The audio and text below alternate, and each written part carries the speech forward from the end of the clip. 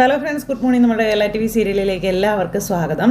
അങ്ങനെ വേദയും വിക്രവും അവരവരുടെ ജോലികളും കാര്യങ്ങളും എല്ലാം ഏറ്റെടുത്ത് അവരുടെ ജീവിത മാർഗം തേടിക്കൊണ്ടിരിക്കുക. വേദയാണെങ്കിൽ ജോലിക്കായിട്ട് അങ്ങ് പോയി.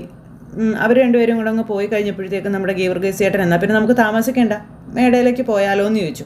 പോകാമെന്ന് പറഞ്ഞു. അങ്ങനെ വീടും പൂട്ടി നമ്മുടെ അനിയൻകുട്ടനെയും കൂട്ടി വിക്രവും നേരെ പള്ളിയിലേക്ക് പോവുകയാണ്. അപ്പോൾ അവിടേക്ക് പോകുന്ന വഴിക്ക് ഒരുപാട് വർത്തമാനമൊക്കെ പറയുവാണ്. എന്തായാലും ഭാര്യയെ ജോലിക്ക് വിട്ടതൊക്കെ വലിയ ബുദ്ധിമുട്ടാണല്ലേ എന്നൊക്കെ ഗീവർഗീസ് ചേട്ടൻ ഇങ്ങനെ ചോദിച്ചപ്പോൾ നല്ലൊരു കുടുംബത്തിൽ നല്ല രീതിയിൽ ചുറ്റുപാടിൽ ജീവിച്ച ഒരാളാണ് അവളെന്നും അവളെ ഇങ്ങനെ കൊണ്ടുവന്ന് ഈ രീതിയിലൊക്കെ ജോലിക്കൊക്കെ വിടുന്നതിൽ എനിക്ക് വിഷമമുണ്ടെന്ന കാര്യമൊക്കെ പറയാം. അപ്പോൾ ഇതൊക്കെ താൽക്കാലികമല്ലേ, ഇതൊക്കെ ശരിയാകുമല്ലോ, അങ്ങനെ അതൊന്നും ഓർത്ത് വിഷമിക്കേണ്ട എന്നൊക്കെ പറഞ്ഞ് ഗീവർഗീസ് ചേട്ടൻ ഇങ്ങനെ ആശ്വസിപ്പിക്കുക നമ്മുടെ വിക്രത്തെ. അങ്ങനെ ഇവർ രണ്ടുപേരും കൂടി സംസാരിച്ചുകൊണ്ട് പോകുമ്പോൾ അനിയൻകുട്ടൻ്റെ കാര്യവും ഒക്കെ പറയുന്നുണ്ട്. അപ്പോൾ അനിയൻകുട്ടൻ ഇങ്ങനെ വിദൂരതയിലേക്ക് നോക്കി തന്നെ ഇരിക്കുക, വണ്ടിയിൽ ഇരുന്നപ്പോഴാണെങ്കിൽ പോലും.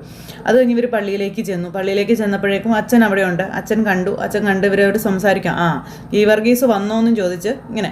അപ്പോൾ ആ ഒരു ജോലിയുടെ കാര്യങ്ങളും ഒക്കെ ഗീവർഗീസ് അന്നേരം അച്ഛനോട് ചോദിക്കുകയാണ്, എന്താ അച്ഛാ ചെയ്യാനുള്ളത്? വിക്രം ജോലിക്കായിട്ട് വന്നതാണെന്നുള്ള കാര്യം പറയുമ്പം പള്ളിയിലെ പറമ്പിൽ കുറച്ച് തെങ്ങിന് തടം വെട്ടാനും അതുപോലെ ഏതാണ്ട് ഇതൊക്കെ നടാനും കുറച്ച് ഒതുക്കാനും ഒക്കെ ഉണ്ട്. അപ്പോൾ അതെല്ലാം ഒന്ന് ചെയ്യാൻ വേണ്ടിയിട്ടാണ് വരാൻ പറഞ്ഞതെന്ന് പറഞ്ഞു. പറമ്പിലെ പണികളൊക്കെ അറിയാമല്ലോ അല്ലേ എന്ന് അച്ഛൻ ചോദിക്കുമ്പം അറിയാം, എൻ്റെ അച്ഛന് കൃഷിയാണെന്നും അച്ഛന് എപ്പോഴും മണ്ണിൽ പണിയെടുക്കുന്നതാണ് ഇഷ്ടമെന്നും അതോടെ അച്ഛൻ്റെ കൂടെയൊക്കെ ഇങ്ങനെ കൂടിയിട്ടുണ്ടെന്നുള്ള കാര്യമൊക്കെ പറയാം. അപ്പം നല്ലൊരു കൃഷിക്കാരൻ്റെ മകനാണെങ്കിൽ തീർച്ചയായും മണ്ണിനെ സ്നേഹിക്കുന്നവനായിരിക്കും, അതിനൊരു സംശയവും വേണ്ട എന്നും അച്ഛൻ പറയുന്നു. അപ്പോൾ എന്തായാലും ഞാൻ പറയാതെ തന്നെ കാര്യങ്ങളെല്ലാം നോക്കി ചെയ്യാനായിട്ട് കഴിയുമെന്ന് സാരം അല്ലേടോ എന്ന് ചോദിച്ചപ്പം അത് അച്ഛനിങ്ങ് പറഞ്ഞാൽ മതി, എല്ലാം കൃത്യമായി തന്നെ ചെയ്തോളും എന്ന് ഗീവർഗീസ് ചേട്ടൻ അങ്ങ് പറഞ്ഞു.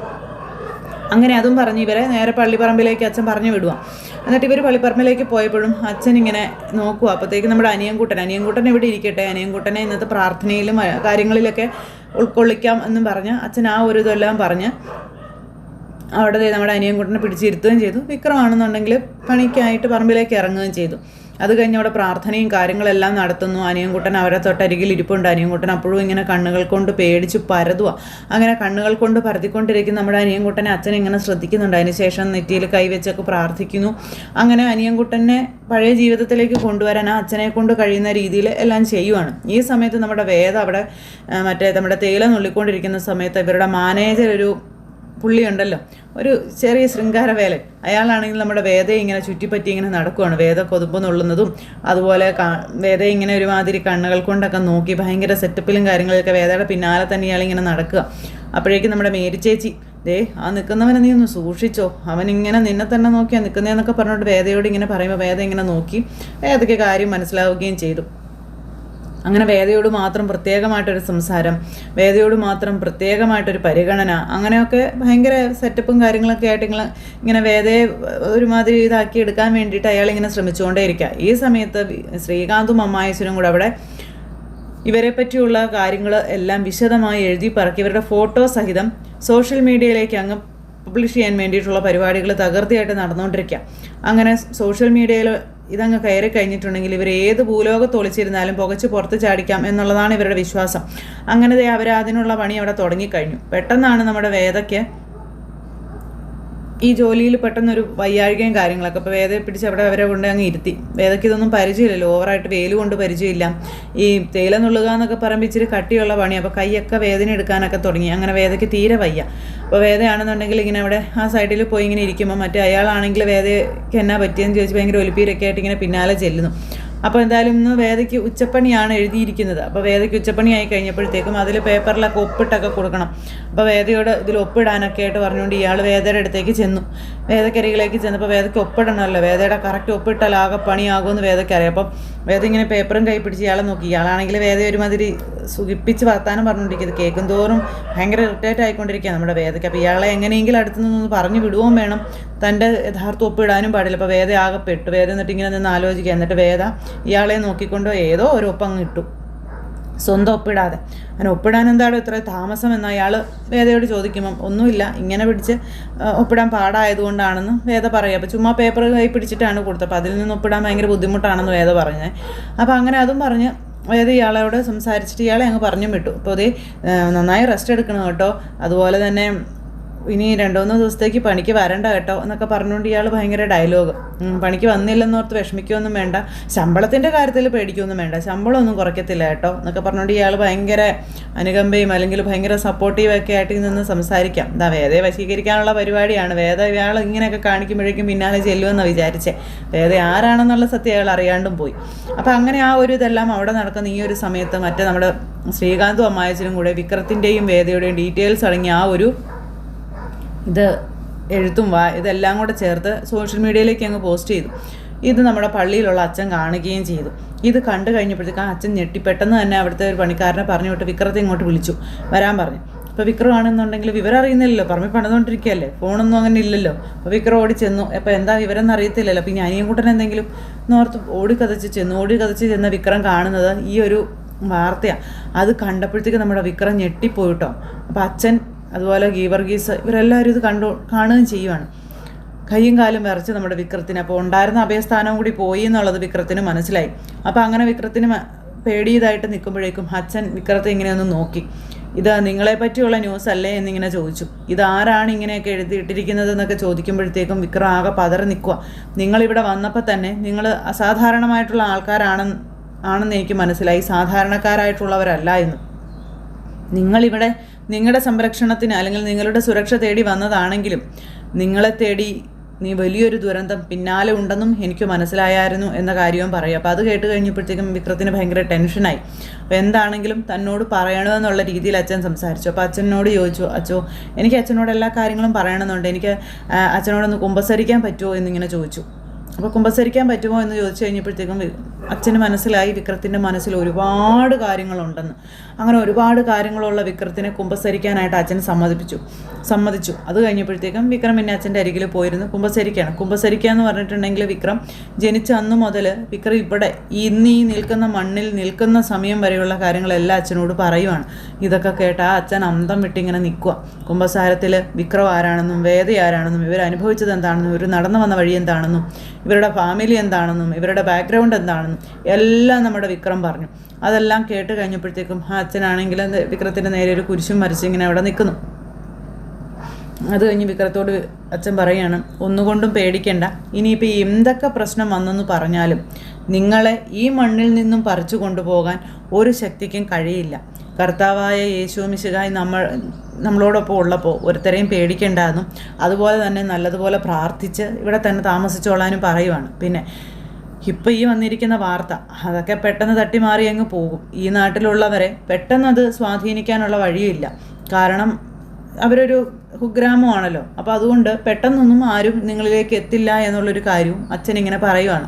ആ പള്ളിമേടയിലേക്കാണ് ഏതൊരു വിവരവും ആദ്യം എത്തുന്നതും അതിനുശേഷം അവിടെ നിന്നാണിത് എല്ലാവരിലേക്കും സ്പ്രെഡായി പോകുന്നതെന്നുള്ള കാര്യവും പറയാം. അപ്പോൾ ഗീവർഗീസിനോട് അച്ഛൻ പ്രത്യേകം പറഞ്ഞ് ഏൽപ്പിച്ചു, ഒരു കാരണവശാലും ഈ ഒരു വാർത്ത ഈ ചുറ്റുവട്ടത്തുള്ളവർക്ക് ആർക്കും കിട്ടരുതെന്നും ആരിലേക്കും എത്തരുതെന്നും, അതുകൊണ്ട് വളരെ ശ്രദ്ധാപൂർവം വേണം മുന്നോട്ട് പോകാനെന്നും ഈ അച്ഛൻ പറഞ്ഞു കൊടുക്കുക. അപ്പോൾ അച്ഛനാണെങ്കിൽ ഗീവർഗീസിനോട് കാര്യങ്ങളെല്ലാം പറഞ്ഞ് ഏൽപ്പിച്ചപ്പം ഞാനായിട്ട് ഒരു ഇതും ചെയ്യില്ലച്ചോ, പിന്നെ ഇവരുടെ പറ്റിയുള്ള വിവരങ്ങൾ ചോർന്നു പോകാതെ ഞാൻ നോക്കിക്കൊള്ളാമെന്നുള്ള കാര്യവും ഗീവർഗീസ് അച്ഛനോട് പറയണം. അങ്ങനെ ഇവർ വലിയൊരു വലയം തന്നെ തീർത്തിരിക്കുകയാണ്, സംരക്ഷണത്തിൻ്റെ വലയം തന്നെ തീർത്തിരിക്കുകയാണ് വേദയ്ക്കും വിക്രത്തിനും വേണ്ടി. അങ്ങനെ ആ പള്ളിയിലച്ഛൻ പണ്ടത്തേതിനേക്കാളും ഡബിൾ സ്ട്രോങ് ആയിട്ട് ഇപ്പോൾ വേദയ്ക്കും വിക്രത്തിനും കൂടെ ഉണ്ട്. അനിയൻകുട്ടൻ എന്ന് പറയുന്ന ആൾ ഒരു നിർണായക തെളിവാണെന്ന് മനസ്സിലായതോടുകൂടി ആ അച്ഛൻ അനിയൻകുട്ടൻ്റെ കാര്യത്തിലും കുറച്ചുകൂടി കെയർഫുൾ ആവാനും അല്ലെങ്കിൽ അനിയൻകുട്ടനെ പെട്ടെന്ന് എന്തെങ്കിലുമൊക്കെ ചെയ്ത് ജീവിതത്തിലേക്ക് മടക്കി കൊണ്ടുവരാനൊക്കെ ആയിട്ടുള്ള ആ ഒരു കാര്യമൊക്കെ ചെയ്യാവുന്നുള്ള കാര്യവും വിക്രത്തോട് പറഞ്ഞു. അങ്ങനെ ഇവർ ഈ കാര്യമെല്ലാം സംസാരിച്ചു. അങ്ങനെ നമ്മുടെ വിക്രം ബാക്കി പണിയും തീർത്ത് വീട്ടിലേക്ക് ചെല്ലുമ്പോൾ വേദയാണെന്നുണ്ടെങ്കിൽ പനിച്ചു വിറച്ചിങ്ങനെ അവിടെ ഇരിക്കും. അപ്പോൾ മേരിയുണ്ട് അടുത്ത്. അപ്പോൾ മേരി ചേച്ചി ആണെങ്കിൽ വിക്രത്തെ കണ്ടപ്പോഴത്തേക്കും വേദയെ കണ്ടപ്പോഴത്തേക്കും വിക്രം ചോദിച്ചു, അയ്യോ എന്തു പറ്റി, എന്നാ വയ്യെന്ന് ചോദിച്ചു. ഓടി ഒന്ന് നെറ്റിയിലൊക്കെ പിടിച്ചു. അപ്പോൾ മേരി ചേച്ചി പറഞ്ഞു, അതെ കൊതുമ്പ് നുള്ളിക്കൊണ്ടിരുന്നപ്പോഴത്തേക്കും പെട്ടെന്നൊരു തളർച്ചയുണ്ടായി, ചെറിയൊരു പനിയുണ്ടെന്ന് പറഞ്ഞു. പനിയോ, അതെന്താ പറ്റിയെന്ന് ചോദിക്കുമ്പം അതൊന്നും പേടിക്കേണ്ട കാര്യമില്ലെന്നേ, ഇങ്ങനെ വെയിലൊന്നും കൊണ്ട് ശീലമില്ലല്ലോ, തന്നെയല്ല കൊതുമ്പ് നുള്ളുക എന്നൊക്കെ പറഞ്ഞാൽ ചില്ലറ പണിയൊന്നും അല്ല, കുറച്ച് പാടൊക്കെയാണ്. അപ്പം ശീലമില്ലാത്ത കാര്യങ്ങളൊക്കെ ചെയ്തപ്പോൾ പെട്ടെന്നത് ഒരു ക്ഷീണത്തിലേക്ക് വന്നതാണ്, പേടിക്കാനൊന്നും ഇല്ല എന്നൊക്കെ ചേച്ചി ഇങ്ങനെ പറയണം. അപ്പോൾ 2 ദിവസം റെസ്റ്റ് എടുത്താൽ മതി, മരുന്നും കാര്യങ്ങളൊക്കെ ഞാൻ മേടിച്ച് കൊടുത്ത് വിടാമെന്നും പറഞ്ഞു. അപ്പോൾ ഗീവർഗീസ് ചേട്ടനും പറഞ്ഞു, മരുന്നുമായിട്ട് ഞാൻ വരാം, നിങ്ങളെന്തായാലും ഒന്നിവിടെ ഇരിക്കുക, പിന്നെ നല്ല ചുക്ക് കാപ്പി ഇട്ടങ്ങ് കൊടുത്ത പനിയൊക്കെ പമ്പ കടന്നോളൂ എന്ന് മേരി ചേച്ചി പറയാം. അങ്ങനെ വിക്രവും വേദയും കൂടി അന്നേരം ഭയങ്കര എന്നാ പറയുക അറ്റാച്ച്മെൻ്റ് ആണല്ലോ.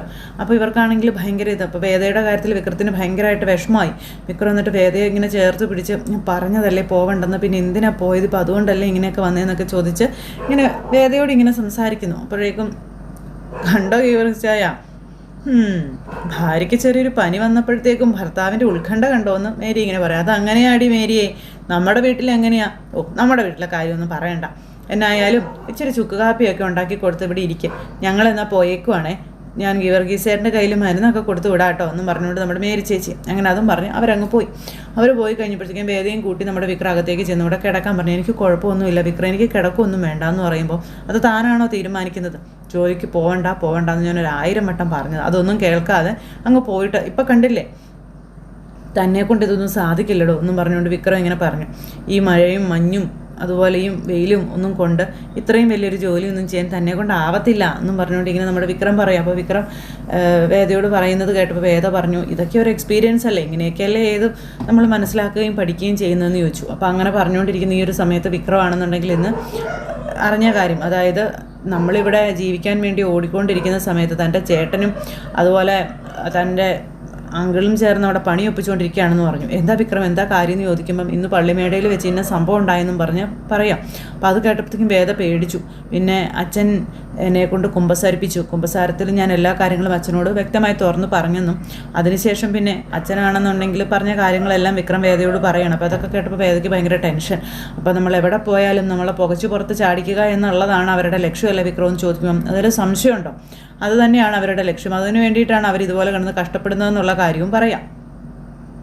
അപ്പോൾ നമ്മൾ വളരെ സൂക്ഷിക്കണമല്ലേ എന്ന് ചോദിച്ചു. എന്തായാലും ഇനി അങ്ങോട്ട് വളരെയേറെ സൂക്ഷിക്കണമെന്നും അധികമൊന്നും പുറത്തു പോകേണ്ട കാര്യമില്ല എന്നും വിക്രം വേദയോട് പറയുവാണ്. അതുപോലെ തന്നെ നമുക്ക് എന്തെങ്കിലും ആവശ്യമുണ്ടെങ്കിൽ അത് ഗീവർഗീസേട്ടനോട് പറഞ്ഞാൽ മതിയെന്നാണ് പറഞ്ഞിരിക്കുന്നതെന്നും പറയും.